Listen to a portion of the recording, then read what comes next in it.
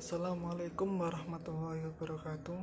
Perkenalkan, nama saya Muhammad Nurul Lapsar dari Prodi Hukum Universitas Jenderal Ahmad Yani, Yogyakarta, dengan nomor NPM 202302012. Pada kesempatan ini saya akan membahas tentang moral baik dan moral buruk, apa contohnya dan sebagainya. Pertama-tama saya akan menjelaskan apa itu moral, kenapa harus memiliki moral, dan kenapa setiap orang itu pasti memiliki moral yang berbeda-beda antara satu sama lain, dan juga contoh dari moral baik dan moral buruk. Oke, langsung saja, apa itu moral? Moral adalah segala sesuatu yang berhubungan dengan prinsip-prinsip tingkah laku, baik akhlak, budi pekerti, yang membentuk karakter dalam diri seseorang, sehingga dapat menilai dengan benar apa yang baik dan apa yang buruk. Sehingga dengan kata lain bisa disimpulkan istilah moral merujuk pada tindakan perilaku seseorang yang memiliki nilai positif sesuai dengan norma yang ada di suatu masyarakat, dan kebalikannya yaitu amoral. Di sini amoral merujuk pada tindakan perilaku seorang yang memiliki nilai negatif yang tidak sesuai dengan norma yang ada di masyarakat sekitar tentu. Nah, saya juga mengutip dari berbagai pendapat ahli bahwa menurut Maria Assumpta, moral adalah aturan-aturan atau rules mengenai sikap attitude dari perilaku manusia sebagai manusia yang baik dan manusia yang jelek maupun yang negatif. Ada juga menurut pendapat lain dari Russell Swanberg, moral adalah suatu pernyataan dari pemikiran yang berhubungan dengan keantusiasan seseorang dalam bekerja, di mana hal itu dapat merangsang perilaku seseorang tersebut. Nah, kenapa harus memiliki moral? Pada hakikatnya, moral itu sangat penting dalam kehidupan sehari-hari, karena jika tanpa moral dalam dunia pekerjaan, sekolah, dan melakukan aktivitas apapun yang berdialog dengan lawan bicara tanpa mempunyai moral yang kurang bagus, maka akan terasa sekali dampaknya pada diri kita sendiri. Nah, jika dengan moral yang bagus, seseorang akan merasa nyaman berkumpul, berdialog, berdiskusi dengan kita, dan sebaliknya, jika tanpa didukung dengan moral yang minim, seseorang akan segan berkumpul, berdiskusi, maupun bertemu dengan kita, dan cenderung akan menghindari sedikit demi sedikit. Terus, kenapa setiap orang harus memiliki moral yang berbeda-beda?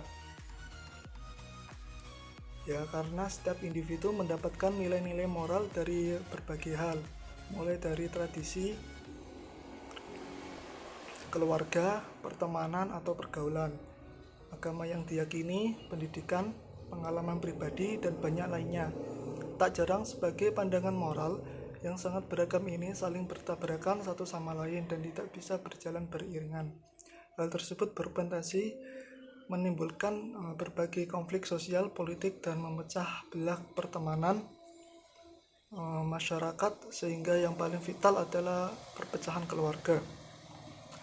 Konflik nyata yang bisa kita lihat melalui kejadian sehari-hari, misalnya tindakan orang tua yang memukul anaknya karena tidak patuh menaati perintahnya. Dan selanjutnya saya akan membahas tentang contoh moral yang baik dan contoh moral yang buruk, dengan memberikan solusi terhadap peristiwa tersebut agar tidak terjadi berulang-ulang, karena mungkin saja peristiwa tersebut sangat meresahkan masyarakat. Tentunya semua pasti kembali ke masyarakat itu sendiri. Dan contoh moral baik yang saya dapatkan adalah menghormati, yang paling sederhana yaitu menghormati orang tua dan orang yang lebih tua.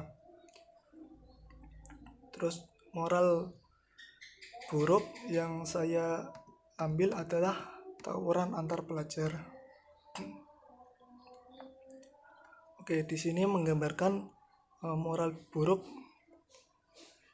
ya, karena menghormati orang tua dan orang yang lebih tua adalah suatu norma kesopanan penting yang berlaku di masyarakat, karena secara tidak langsung akan menunjukkan moral yang baik kepada orang di sekitar kita, yaitu misalnya dengan cara mencium tangan bila ingin bepergian dan pulang setelah bepergian tersebut, menunduk bila berjalan di depan orang yang lebih tua, dan sebagainya.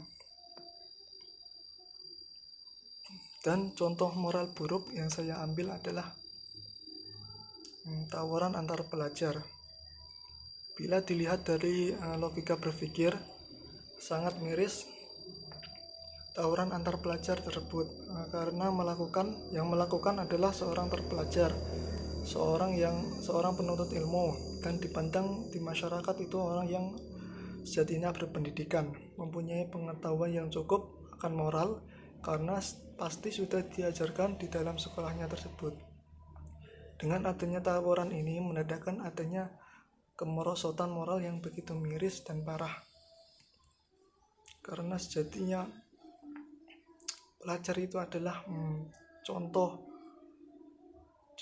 generasi yang menurut saya itu generasi yang baik. Kenapa harus tawuran gitu?